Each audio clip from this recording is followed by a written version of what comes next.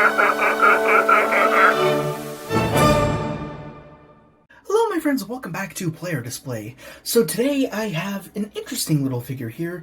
We have the DC Essentials DCeased Supergirl, and it's a really great figure that I found at Newbury Comics for just under $7. It was severely marked down.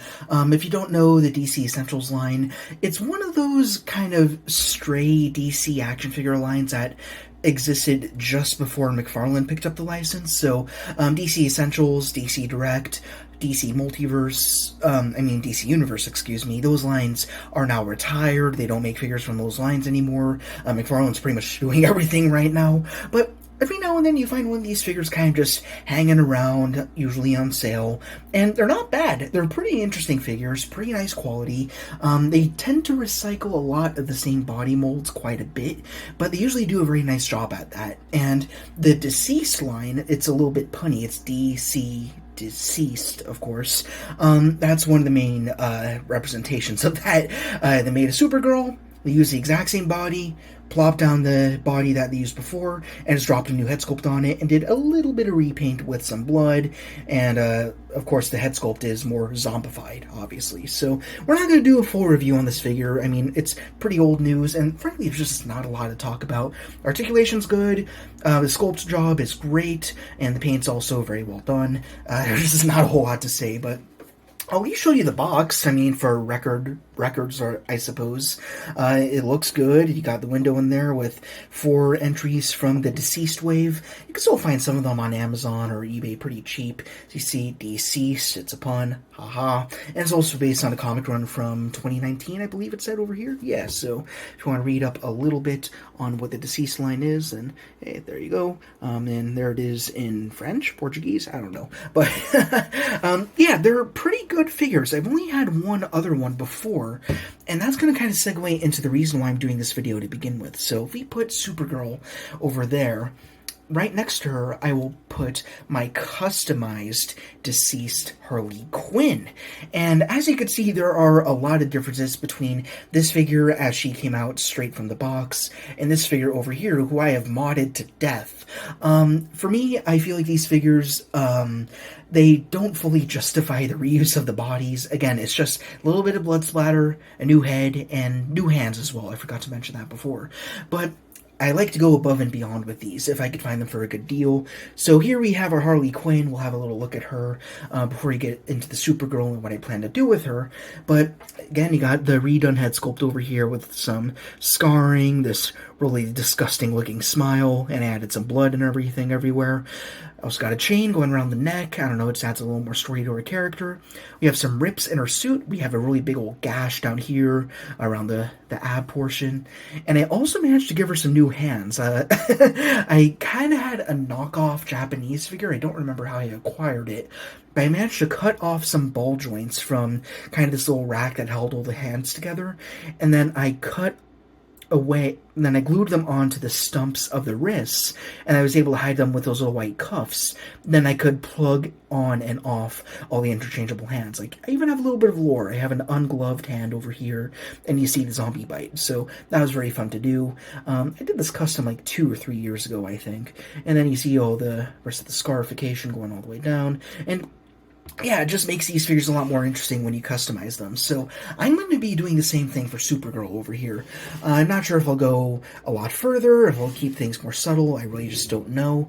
But yeah, it's just going to be interesting before and after. So I'm going to give you a few ideas of what I plan to do with her, and then we will show you, then I will show you the final result later on whenever I wind up finishing that, whether it be later tonight, tomorrow, I really just don't know. So the first thing I think I'll plan on doing is replacing the cape.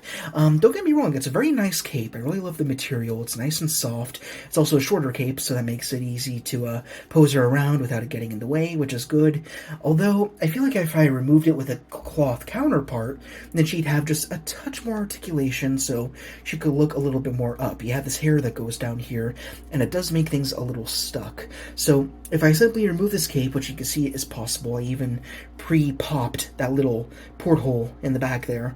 If I remove this, added cloth, then she'd be able to look up a little bit more, and you have some more posing options. So I already do have a cape over here, which has gone through like 2 or 3 different Superman figures. I don't know why. I just have never loved this cape. It's a good cape, but I think it's because of the modifications I did with it that makes me like it less.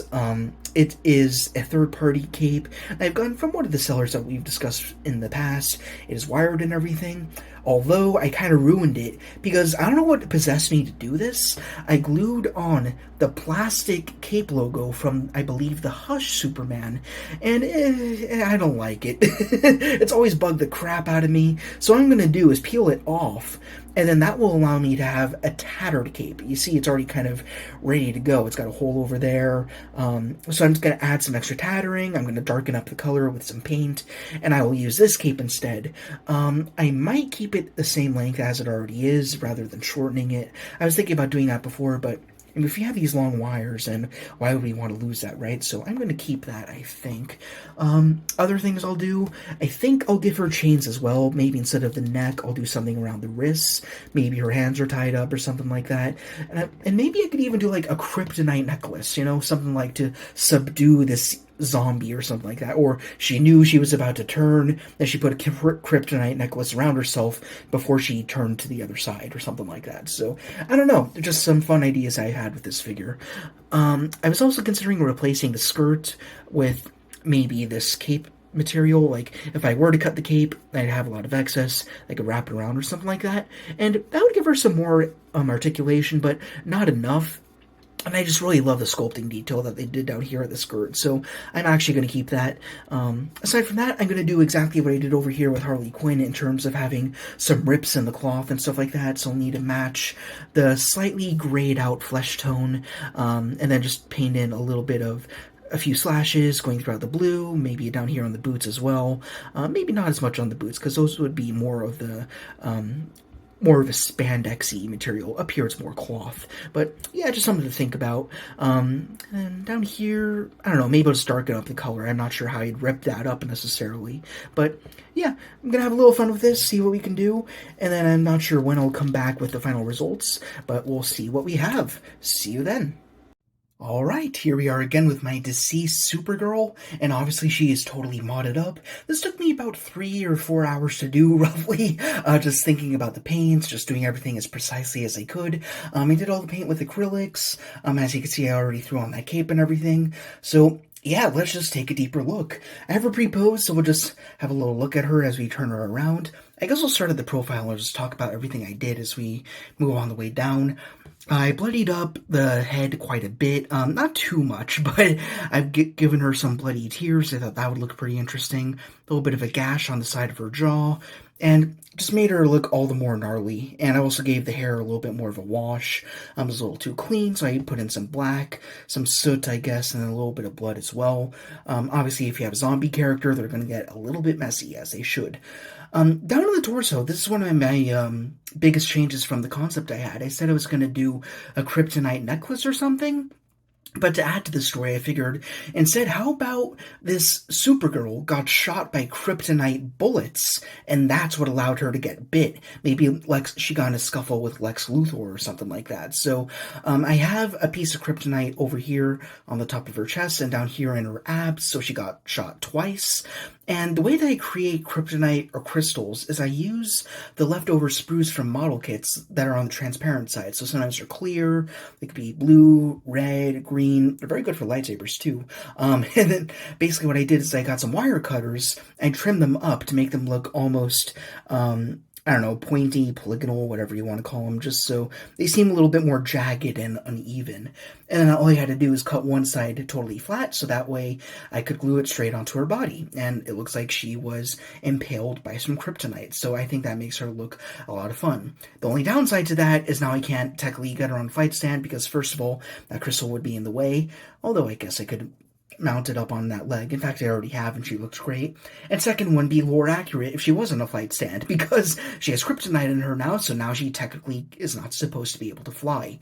So There you are there. Going on to the arms, I tore up both of the sleeves by painting in some additional flesh. So we have some exposed shoulder over here, and I actually added a bite over here, similarly to what I did with the deceased Harley Quinn, but instead it was with her hand. Over here, it's around her shoulders, so it's visible in a different spot. Also bit her over here on the neck as well, so she got attacked pretty good, I'd like to imagine. I also ripped up this sleeve over here as well, so that is a little bit different. And of course, you can't not notice the cape. This went a little bit better than I thought. So I ripped off that Superman logo. It just wasn't doing anyone any favors. It was making the whole thing really blocky, and it just looked really ugly. So I ripped it off. You can see some glue residue, but again, now that it's a tattered cape, it's okay that it's got a little bit of mess on there. And basically what I did is I used a watered-down black brush and just dabbed it on a few spots. Then I took it to the sink and rinsed it, and then kind of just scrunched it up, and that allowed the black to darken the color of the cape ever so slightly. It's a little darker in person than it is on camera. And I also trimmed out some holes, and if you want to trim out holes in your capes, it's really easy. You just gotta create a fold, then cut it vertically, like a little bit of a slit, and then let it rest, and then you'll see it stretch out like that. And make it as uneven as you want. I mean, I did a little one there, did one that's a little more medium. This one's a little bit on the bigger side. Make it as uneven and random as you can imagine it to be, so that way it feels like an actually worn and torn cape. So, and obviously the wire's working great, so if she's dropping down from somewhere, you can totally do that. Actually, I can spread on out. Whoop, that's a zoom in. There we go. But it's a little more Batman than anything, but you can have the cape going up if you wanted to. I also gave her a chain going from wrist to wrist. I just thought it made her look cool. Not sure what the practical reason would be for that. I've been using these chains for a number of projects, but basically what I did is I used a smaller chain in the center, and to get it around her wrists, I used the links from a bigger chain. So I will actually show you the spools of chains that I used. I think I got these both at, what was it, a Michael's or a Hobby Lobby? I think it was a Michael's. But you can get these spools of chains right here that are really easy to work with. They're from Bead Landing. Yes, they both are. This one is, you see, a little bulkier, the bigger chains. These ones are the smaller ones. And they're very affordable too. And it's really easy. You just got to get some pliers, peel open a link, then connect it to whatever you want, and then just seal it up again. It's really easy to do. You don't need metalworking experience or anything, but you can do very creative stuff like what I did right here. So that was very fun to do. And from the waist down, I pretty much just did more of that weathering with some more blood, some more black, just to darken up all the colors, make her look a little more messy, and I'm very happy with the results. I probably could do a little more dry brushing on the cape, but honestly, I think it looks fine as is. I like how uneven it came out to be, so I have no issues with this figure. I think she looks really cool. So anyhow, now that we've shown her off, let's plant her down, and then we will have her alongside an undead army of DC figures. Sorry, that chain is driving me a little crazy right there. So we'll bring in Harley Quinn again, who has the pleasure of having a figure stand under there. That's a DC Multiverse stand that she's also compatible with. The one downside of this Supergirl, though, is she does not have holes under her feet, which really sucks. So you just gotta be sure she hits the right balance, or unless she's got kryptonite, you can use a figure stand to get her suspended in the air.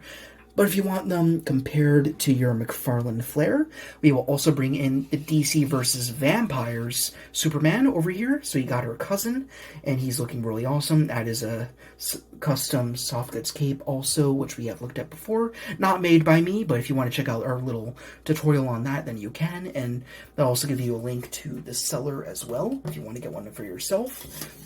And then same can be said for this DC versus Vampires Batman, who's done on the really enormous Hush body, so he's a little bit too giant, but I do think that the DC Direct figures that we have over here are pretty well scaled. Again, he's a little too big, and he's on a flight stand. So they're not the best gauge, but again, this isn't a review. This is just meant to be a little bit of a custom showcase. So this is what we got, and damn, it's a lot of fun. So yeah, I really enjoyed making this custom, and I really think they're a great base, DC Essentials, DC Direct, for making custom figures, because they're usually recycling the same bodies. That means a lot of parts are interchangeable.